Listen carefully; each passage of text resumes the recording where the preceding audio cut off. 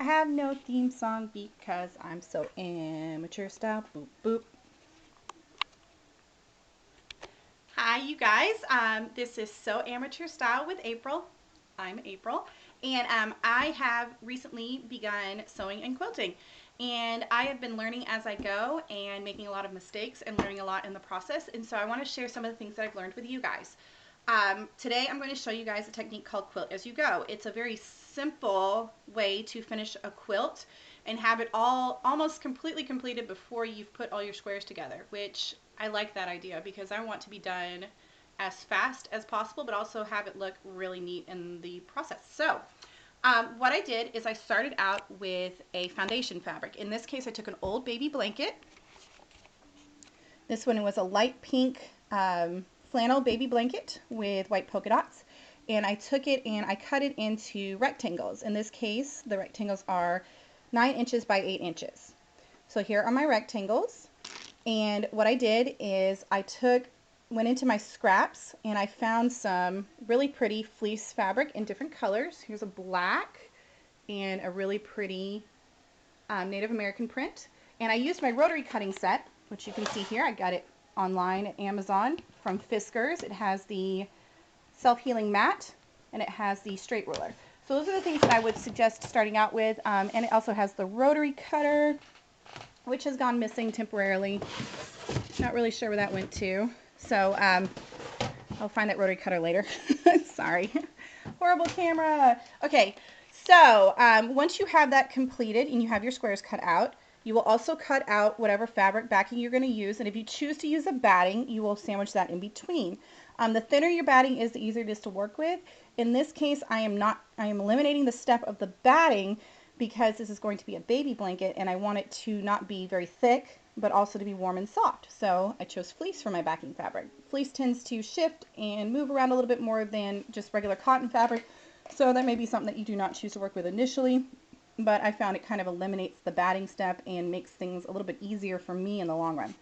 So once you've sandwiched that together, you can choose to use a basting spray or spray adhesive like this one. This is from Dritz Quilting.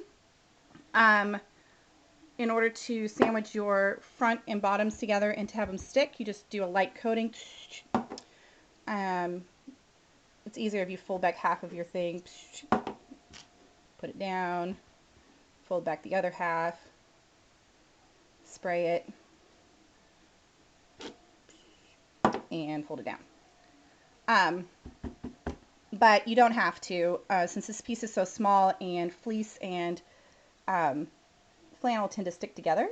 I don't really have to baste them at this point. And then we are going to start with the strip quilting part. So you're going to end up with a square very similar to this. Here's another example that I made so you can see what it looks like. Very cute. And if you noticed, I actually incorporated my foundation fabric into my finished square, which most of the time when you use a foundation fabric in your foundation piecing, you will not use this foundation fabric as part of your design. It will actually be completely covered up with the piecing that you're doing on top. But in this case, I just really liked this light pink and the polka dots. I wanted it to show. So I'll show you guys how I did that. I went into my pile of scraps, and I have lots and lots and lots and lots and lots of scraps. So much fun. And I picked out some colors that I liked. Honestly, I just a lot of times just pick random colors and patterns, and I don't really have any rhyme or reason to what I do. So here's a really pretty one. This is a, it's actually for upholstery, but you know, do what you got and embrace different styles and colors and patterns and really just enjoy the whole process. Okay, let's pull some of this out. And this is pretty. This blue is pretty. And let's see what else I got in here.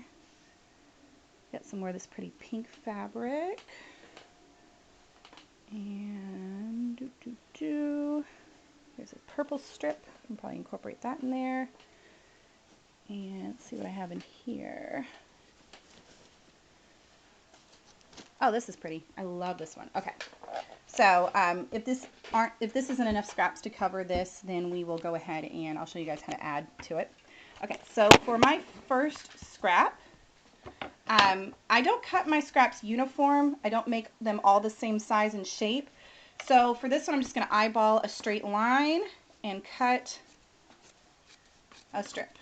All right, so we have our first strip. Now you can choose, if you are not going to have your base fabric showing through, what you would do is you would take the first strip that you want that's going to go from one corner to the other corner, and you would take a glue stick and just put a line of glue down the middle, and then put your fabric right side up into that middle part. And your fabric should cover this part that's showing on this one. Now, since I'm not worried about this covering it because it's not going to be in the middle, then I'm going to move this over.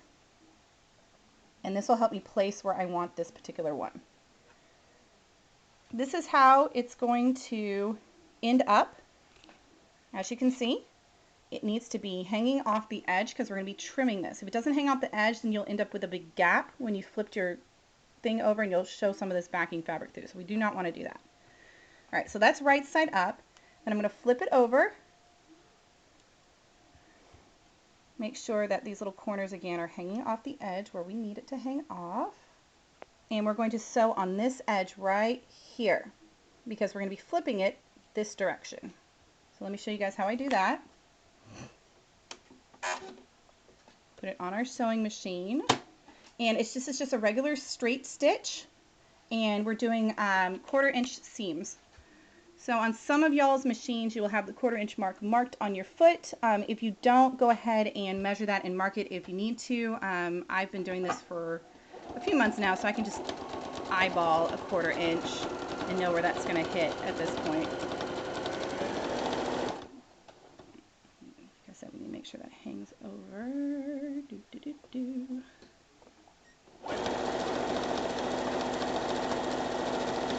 All right, so we got our first strip sewn on. We're going to bring it over here. At this point, you may want to have an ironing board handy to help press down these seams. It'll make them straighter and easier to work with. But right now I'm just going to do some finger pressing. Press that down. And you see we have this extra over here. Let me flip it around the way I'm working with it just so you guys can see it at the same angle that it was started out with. And then we're going to pick another color.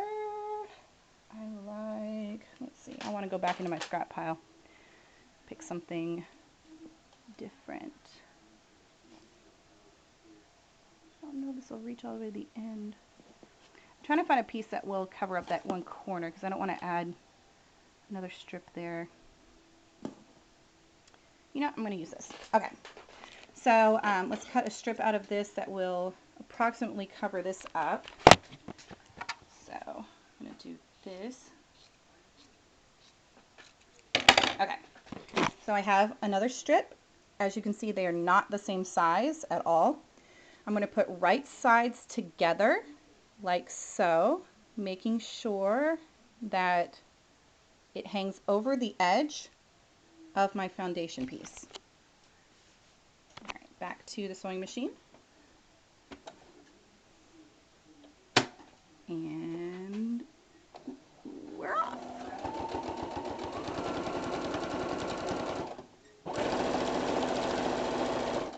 Okay. Just a quick tip here for you guys. At first you might want to sew slowly. It's really easy when you're going quickly to make mistakes, as you guys probably already know. If for whatever reason you've sewn this and you didn't sew your two pieces together and you have a big gap here where things aren't sewn, come back onto your square, start back at the beginning, and come on the inside of that first line that you've made in stitching, and it should cover up any gaps that you might have in sewing those two together. All right, then we're going to flip it over. And like I said, I'm just going to finger press this for the sake of time. Finger press, and then we're going to flip it over. Now, like I said, I want my center square to show. So let me pause this 1 minute and I'll be right back. Okay, sorry about that. I had some cookies in the oven, and so I had to go pull them out before they burnt. All right, so let's add another strip on. I'm going to use this little skinny orange strip. I think it's really pretty. Again, I'm going to put the wrong side together so I can see how far over I need to sew this. And in this case, I'm letting my backing fabric show through because I thought it was really pretty. Like I said, my foundation fabric's really pretty and I want it to show. So that's why I chose to do it this way. All right, so now I'm going to flip this towards the middle of my design so I know where to sew it. All right. And you can pin this if you are uncomfortable with sewing without it being tacked down for you.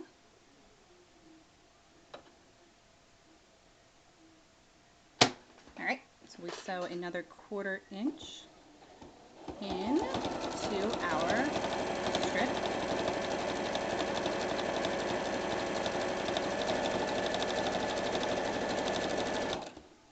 All right, that's done.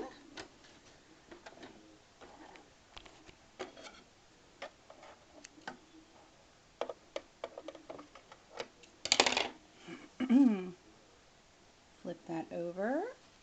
In this case, I'm just finger pressing it down.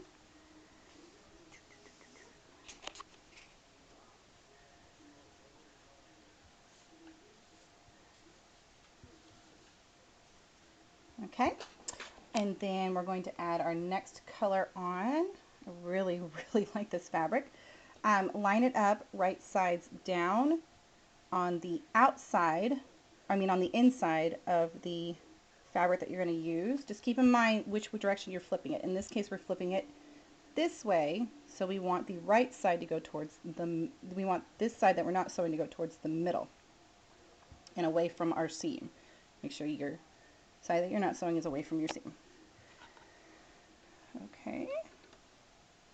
And here we go. One-handed sewing for the win.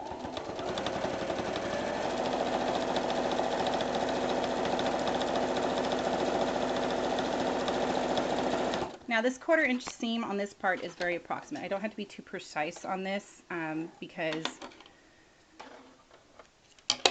it is not being sewn together. When we start sewing our squares together, then it's more important to make sure that that 1/4 inch seam is a little more exact. Okay, you see your little strip of orange. We have a big strip of the black and gold. And then we need to add one more color on the end here. Putting right sides together again. Putting it on our sewing machine to make sure this little tail of thread goes behind and underneath our foot. If not, it will pop out and frustrate you because you'll have to keep rethreading over and over and over again. Okay, so let's do another sew straight down, 1/4 inch approximately. That's done. Pull that out and clip. Snip, snip, snip, snip, snip. I don't have one of those nifty sewing machines that has the little thing in the back where you can just do that with your thread. Okay, so now we have our completed strips on our square. What I'm going to show you now is how to trim this up. If I could find my rotary cutter, it's really simple. You just flip it over, you take your straight ruler, and you lay it on your mat, putting your straight ruler where the straight edges of your square are, and you already know what size you need it to be. If you cut it a little bit bigger than the size of the finished square that you want, then you would just measure and make sure that you have all your edges the size that you want them to be. And then you just take your rotary cutter and right down. Since I cannot find my rotary cutter, we're going to use scissors. So let me set this down and I will trim this up.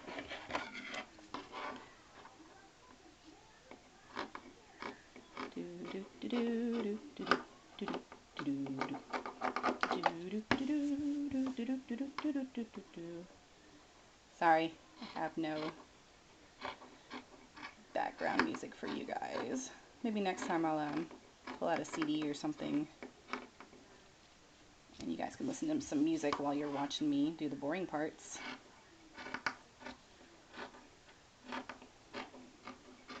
Alright, almost done trimming this up. And like I said before, don't feel like you got to be perfect. Just approximate, because you can always go back. It's better to cut off less than you need to cut off than too much, because you can always go back and trim off any little pieces that didn't cut the way you wanted it to. All right, so as you can see, this is super cool. It is already quilted. When you've completed your square, this is the back, it is already quilted. And what's cool about this is the quilting is unique on each piece that you're going to make. Let me show you the ones that I've already done. See, the quilting on the back of this one's just a little bit different. And then here's the other one that I've completed already.